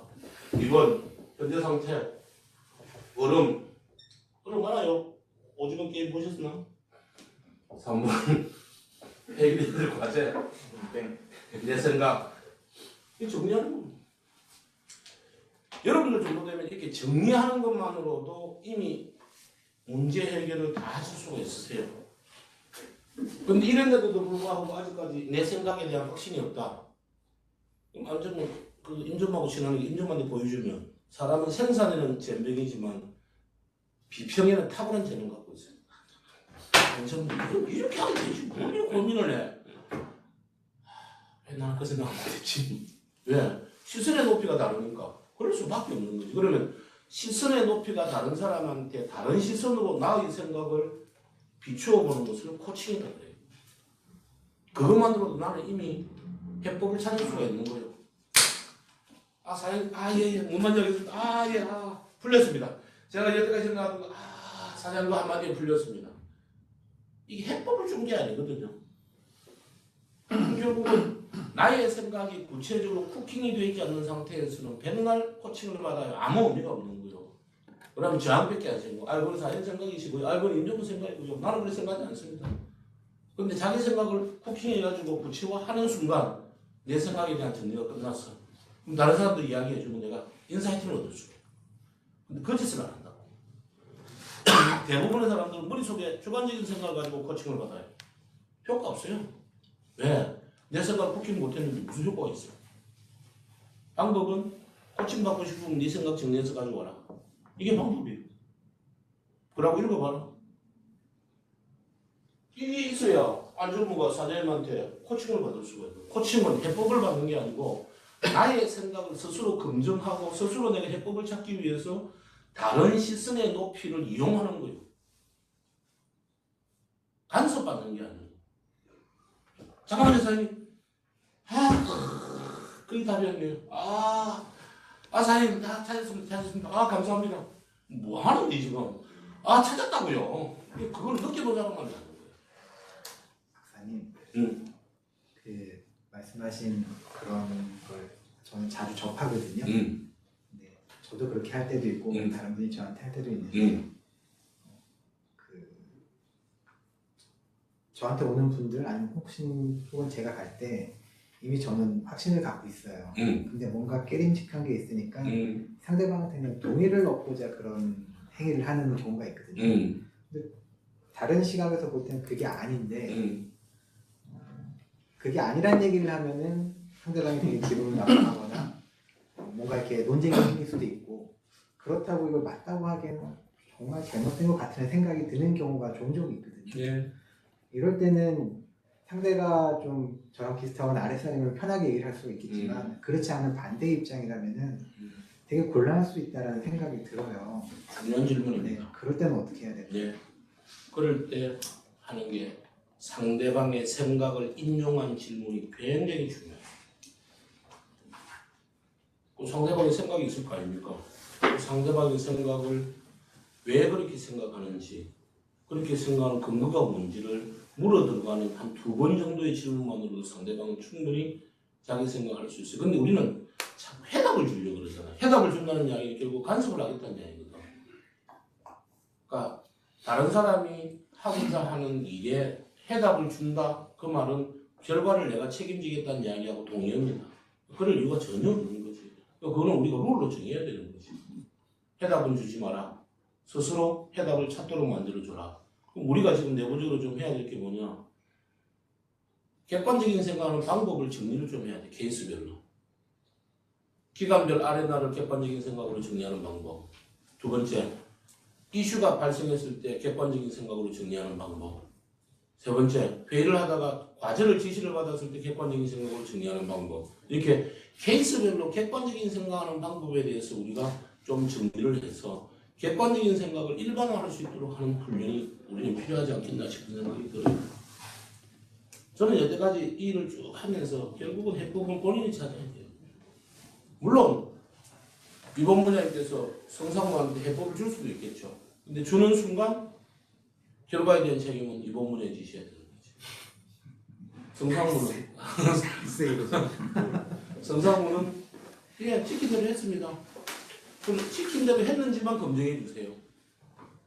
결과는 좀 모르겠습니다. 뭐 본부장님이 뭐 보시는 게 다른 게 있겠죠. 이제 비아냥거리기 시작하는 거지 이제.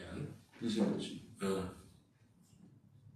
결국 저는 좀 이 머릿속에 들어있는 생각을 객관적인 생각으로 구체화하는 작업, 그걸 외국놈들은 다큐멘테이션 이렇게 얘기를 하지만 또 그거를 나의 시선의 높이가 아니라 다른 사람의 시선의 높이로 작업받는 코칭, 이 두 가지가 제가 내린 문제 해결 방법이었습니다. 왜? 내의 한계를 극복할 수 있는 방법. 그 방법 외에 다른 걸 찾아본 적이 없는 거예요. 지금 책 쓰고 있는 것도 제가 2012년도에 썼던 첫 번째 질문, 그 질문을 완전 개정을 해서 책 제목을 기대하는 결과물이 무엇인가? 그래서 기대하는 결과물을 구체화할 수 있는 방법을 3C 관점에서 다시 쓰고 있어요.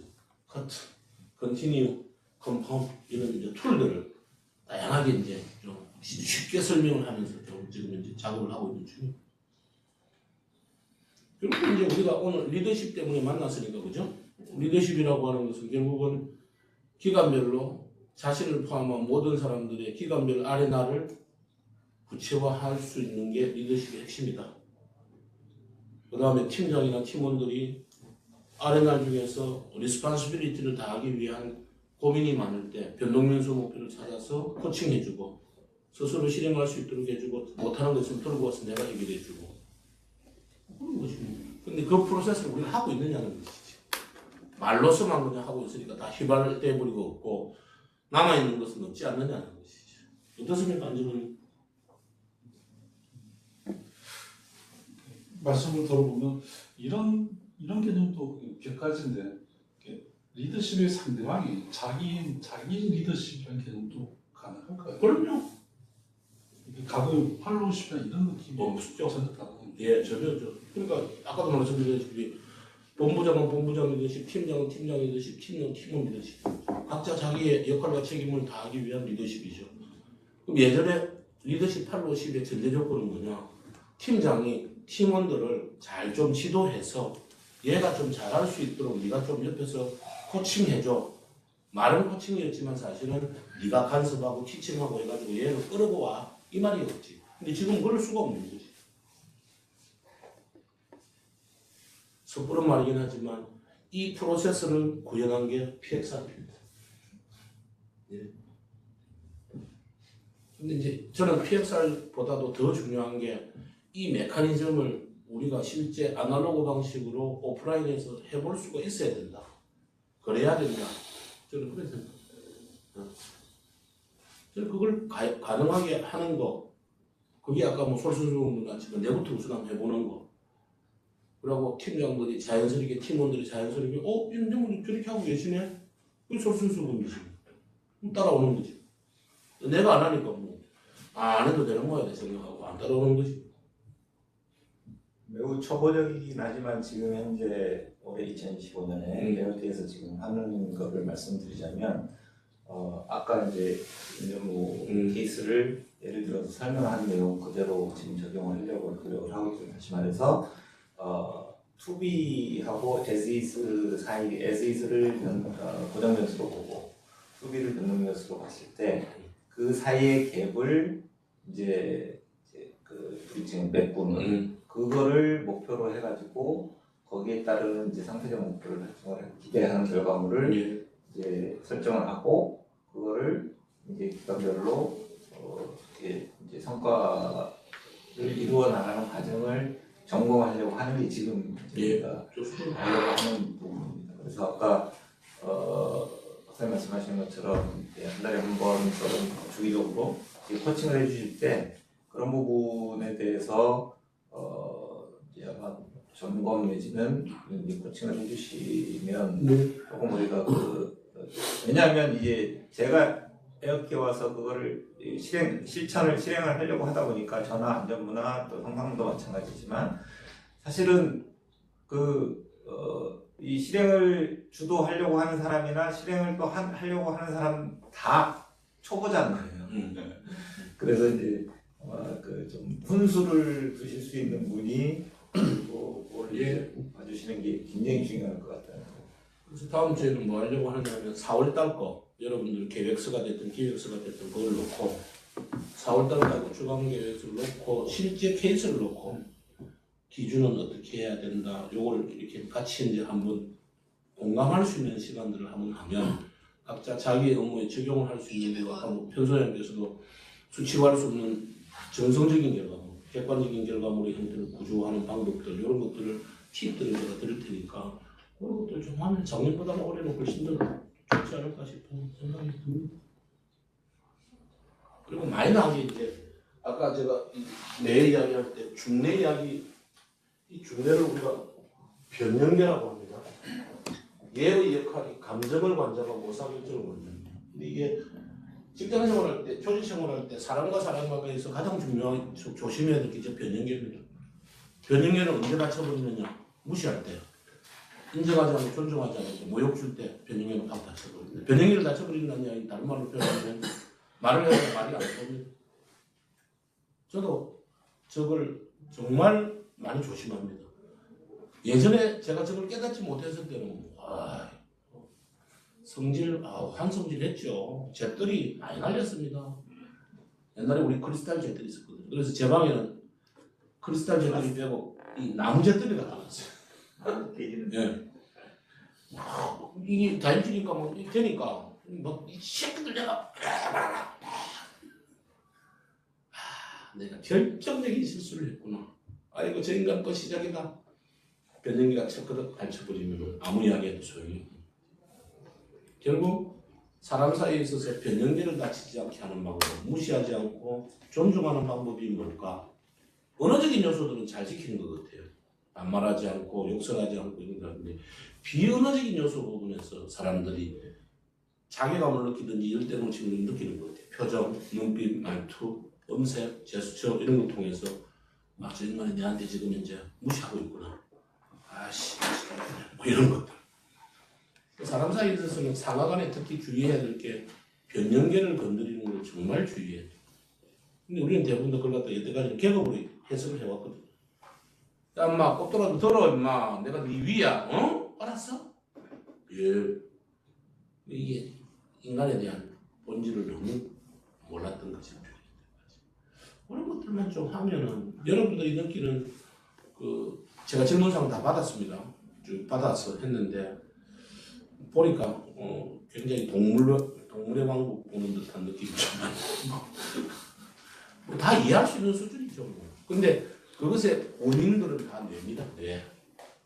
그리고 인간은 본능적으로 상대방을 지배하려고 합니다. 그리고 인간은 본능적으로 이기적입니다. 지밖에 몰라요. 근데 그걸 갖고서 이상하다고 이야기하면 안 돼요. 사실이니까. 그래서 뭐 부수이기주의 당연하죠. 부수이기주의가 안 되려고 그러면 위에 있는 임원분들이 조직을 잘해줘야지. 지조직이 살아남기 위해서 악세는 보면 당연한 거지. 그걸 갖고 이상하게 보면 안 되지. 야 이명장 니 거만 보냐? 이러면 안 되는 거지. 그건 당연한 거지. 다만 자기의 역할과 책임을 수행하기 위해서 다른 사람한테 피해를 주느냐 안 주느냐 그게 관건인 거지.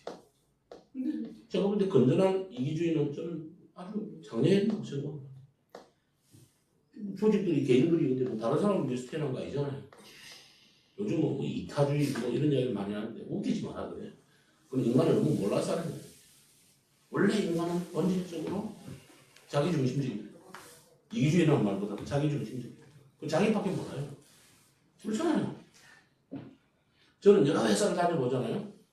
프로젝트 할 때는 강까지 빼들 것을 딱 합니다. 프로젝트 끝나잖아요. 언제 받는지 인사도 안 합니다.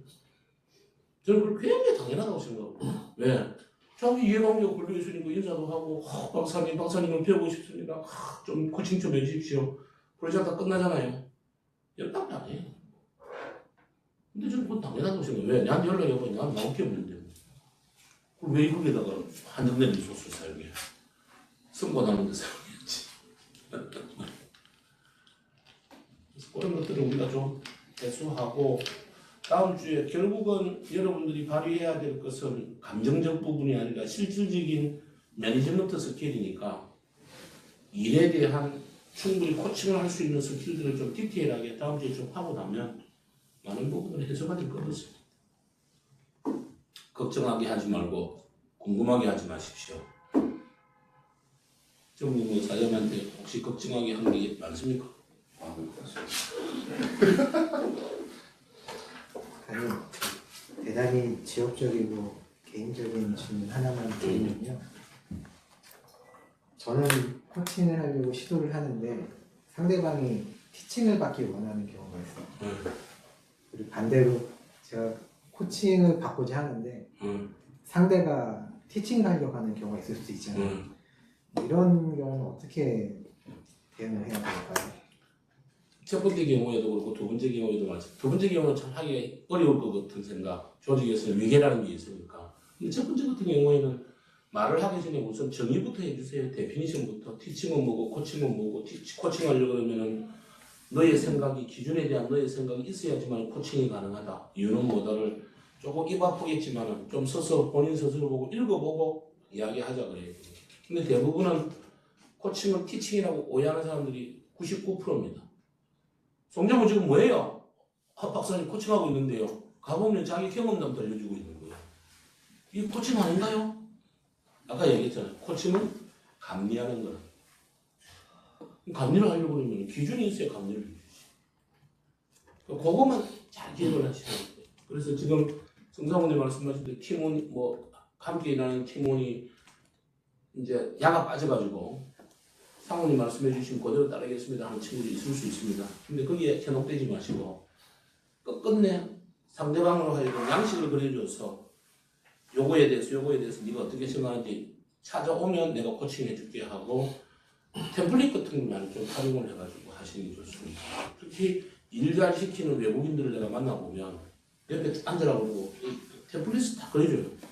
요거 해서 이렇게 해주시면 이게 뭔 말인지 알겠습니다. 근데 말로 하면 잘 모르거든. 템플릿 그려주면 잘 그려. 근데 어쨌든 상대방의 생각을 모르는 상태에서 함부로 이야기하는 것은 훈수가 될 가능성이 있어요. 상대방의 생각을 알아야 이 친구가 이 정도 수준이구나, 이 정도 생각하고 있구나를 알 수 있는 거거든. 어쨌든 그거를 빨리 사전에 받아볼 수 있도록 해야 돼. 그리고 말로 듣지 마시고 글로. 그래서 경독청이라고 제가 말씀드렸죠. 그죠? 여태까지 우리는 말로서 자꾸 들었거든. 다큐멘테이션 하는 습관들을 들이면 좋습니다. 이게 다큐멘테이션을 하는 것 자체가 싫어한다가 아니고 본인의 생각을 글로 적으면서 한번 정리하고 정리된 걸 이야기하면서 한번 정리하고 훨씬 낫죠. 결국 핵심은 실행하는 사람 자체가 생각이 정리가 되지 않으면 실행이 없어지거든. 근데 우리는 자꾸 전무님이 나한테 뭔가 지침을 주고 지침대로 하는 걸 실행이라고 생각을 자꾸 하는데 그건 아니래. 전무님은 나한테 감리하는 사람이고 검증하는 사람이지 실행에 대한 모든 기준은 내가 세우는 거야. 하우투의 주체는 내다. 저분이 아니다. 이런 인식들을 우리가 조금 더 심어주는 게 필요하지 않을까 싶어요. 반대는 어떻게 해야 될까요? 반대도 점잖게 이야기를 해야 돼. 그럴 때는 본인이 하기가 참 힘듭니다. 서리 쿠션. 저 같은 사람을 하려고 하시든지 아니면 안전부를 하려고. 지금 안전부하고 문제입니까?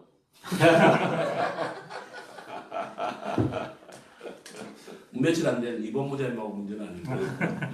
그럴 수도 있죠. 저라고 생각하시면서 그렇게 얘기하시는 거예요. 그렇죠. 서리 쿠션. 근데 성상모가 질문하는 순간 뜨끔했는데. 근데 되게 이제 상급자를 내가 훈계를 할 수는 없지 않습니까? 그럴 때는 지시상을 받을 때는 잘못된 프로세스라도 받아들이세요. 그러고 정확히 말씀을 드리면 제가 그런 입장일 수 있을 것 같아서 그래서 여기서는 코칭을 요구를 했는데 제가 티팅을 했을 때 느끼는 사람들을 제가 어떻게 해야 될지가 본질적인 의문점이에요. 그럴 때는 항상 내 역할이 뭘까를 생각하면 되지. 나는 감리자다. 시공자가 아니다. 그거를 우리가 생각하면은 아 맞다 내가 시공하면 안 되지 감리해야지 기준 줘야지 그것만 우리가 잘 기억해야 돼. 최근에 강의 가서 가장 사람들이 확 수용하는 거는 시공과 감리를 설명하니까 잘 따라오더라고요. 그래서 설계하세요 목표를 시공하세요 그리고 감리자의 감리를 받으세요 설계 시공 감리 이야기 하니까 확 다가오는 말 완전 뭐 내가 비웃었죠 방금 반대로 비웃은 것 같아요. 굉장히 순수하게 읽으셨습니다. 아, 네, 비웃은 것 같아요. 그래서 집 짓는 거하고 나는 거하고 똑같으니까 그 프로세스를 우리가 좀 잘 기억하셨다가 설명해주고 하시면 훨씬 좋을 것 같고 내가 오늘 들어보면서 또 사전에 내가 질문을 받아보면서 아 4월달도 됐고 하니까 내가 좀 매월마다 뭔가를 좀 밥값을 해야 되겠다는 생각도 들었었어요. 잠깐 옛날 생각에 잠겨가지고 잠깐 말씀하신 거 듣다가 예전에 저희는 이게 뭐 세법이라 이게 법을 다루는데 이게 좋은 선배를 만났구나 생각이 들었던 게 그래서 이거 잘 모르겠습니다 뭐예요라고 하면 맞았습니다. 그러지 말고 그래서 네가 A라고 네가 아는 만큼 이 조항에 A라고 얘기해야지 내가 B나 C를 얘기해준다 이런 게 계속 연습을 이 조항에 대해서 내가 제가 해석할 만큼을 가져와야지 할래나 예상을 선배들이 해줘. 저기 좋은 선배였구나 생각이 들어가지고 예. 나도 좋은 감사라는 생각이 들 겁니다.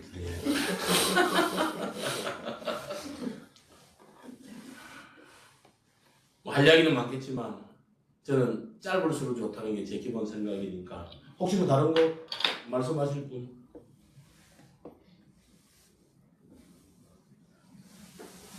인상만 쓰고 있지 말고 김상무 말고 이름 맨날 내가 까먹어. 현준, 김대섭, 김현준. 그러니까 현준, 대섭, 그죠?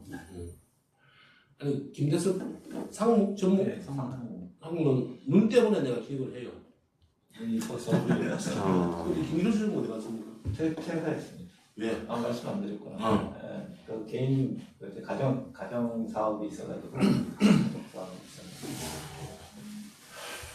김정모가 한 투들이 하는데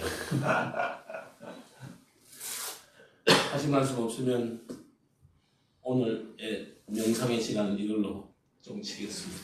수고하셨습니다. 다음 주에 뵙겠습니다. 네, 수고하셨습니다. 다음 주에 4월 계획 갖고 뵙겠습니다.